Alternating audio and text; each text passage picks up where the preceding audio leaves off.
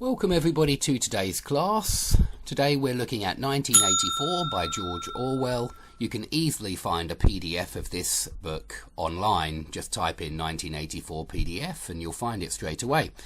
Okay, so let's look at the phrases and clauses and even some of the ideas in this part of 1984. So, moreover, she, and we're talking about Winston's girlfriend, Julia, moreover, she took it for granted that everyone, or nearly everyone, secretly hated the party and would break the rules if he thought it safe to do so.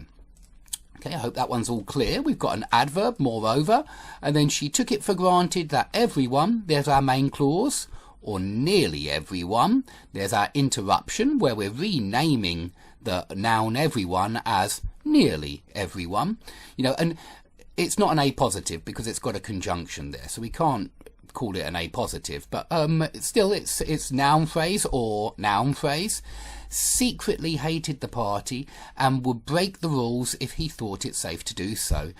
Okay, we've got this nice to do so here. Remember that this is very often used to stand in for a previous verb phrase, which is would break the rules. Yeah, if he thought it safe to break the rules. Yeah, that's what it's standing in for. But she refused to believe that widespread, organised opposition existed or even could exist. Okay, so Julia doesn't believe that there's any opposition to Big Brother.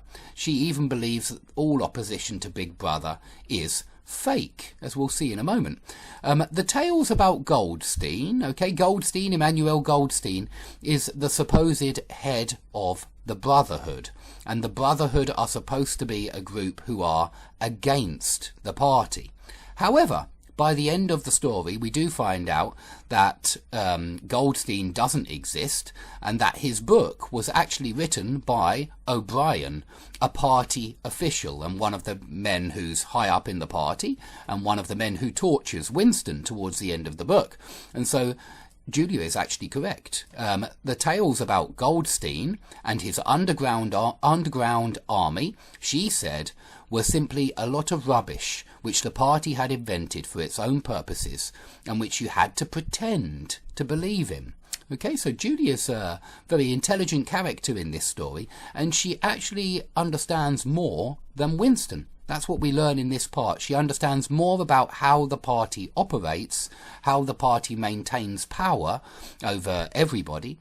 She understands it much better than Winston does. So the tales about Goldstein and his underground army, she said. So you can see why that comma's there, guys. That comma's there because we've got the subject and the verb after the object. This is all the object. It's what she said.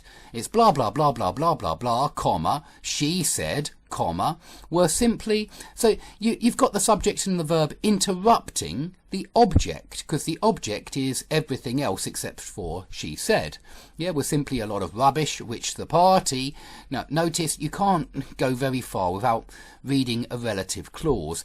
I really recommend, guys, that you have a good look at relative clauses because they're everywhere in any book. Yeah, and so here we've got one, which the party had invented for its own purposes. Okay, so this is describing the tales. Yeah, the tales were simply a lot of rubbish, which the party had invented for its own purposes, and which, yeah, these tales you had to pretend to believe in. So you've got two relative clauses there, joined by a conjunction. And it's a fanboys conjunction because fanboys conjunctions join equal parts, like defining relative clauses. Okay? Times beyond number, that means multiple times, yeah? Times beyond number, comma, at party rallies and spontaneous demonstrations, comma.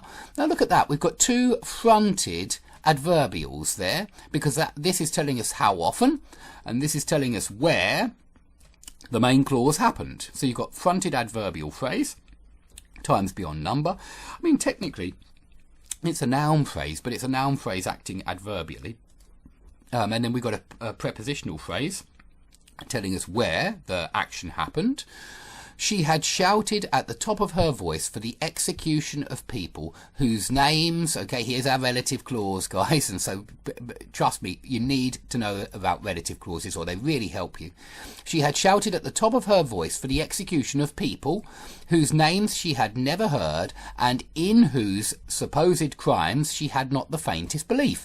Relative clause and relative clause. We got the same thing again, guys. Yeah, we had which, blah, blah, blah, and which. Now we've got whose, blah, blah, blah, and whose. Yeah, so look out for these patterns. When public trials were happening, she had taken her place in the detachments from the Youth League, who surrounded the courts, okay, here's our relative clause, from morning to night, chanting at intervals, death to the traitors. Yeah, so this one's got a relative clause in it as well. Okay, during the 2 minutes hate, she always excelled all others in shouting insults at Goldstein. Yet she had only the dimmest idea, yeah, only the faintest idea, the foggiest idea, the vaguest idea of, and here comes our relative clause, who Goldstein was. There's the first one. I suppose it's a noun clause. This one, it's the object of, so it's not exactly a relative clause. Sorry, guys. So, of who Goldstein was and what doctrines he was supposed to represent. Now, notice you've got a nice and joining the two noun clauses. Sorry, this is what we've got here. We've got a noun clause, who Goldstein was, and we've got a noun clause, what doctrines he was supposed to represent. And the reason I say noun is because they're both objects of the preposition of, and the reason I say clause is that they both have a subject and a verb, who Goldstein was and what doctrines he was supposed to represent.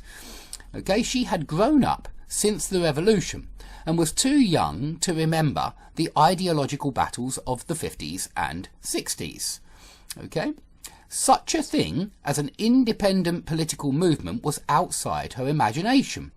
And in any case, the party was invincible. Invincible means indestructible. You can't beat it. You can't destroy it. You can't defeat it. It means undefeatable. It would always exist, and it would always be the same. Notice the repetition of always, always, yeah, to really emphasize that the party is all that there was, all that there is, and all that there will be. Yeah, there is no opposition to the party. Yeah, there's no opposition to this particular party. They are the one and only political force, and any talk of Goldstein or the Brotherhood, this is fake opposition. Yeah, this is fake. It's controlled opposition. It's very often a term you hear nowadays. Controlled opposition. It's been created by the party in order to control those who rebel against them. And so, in other words, to increase their power. Okay, you could only rebel against it, the party, by secret disobedience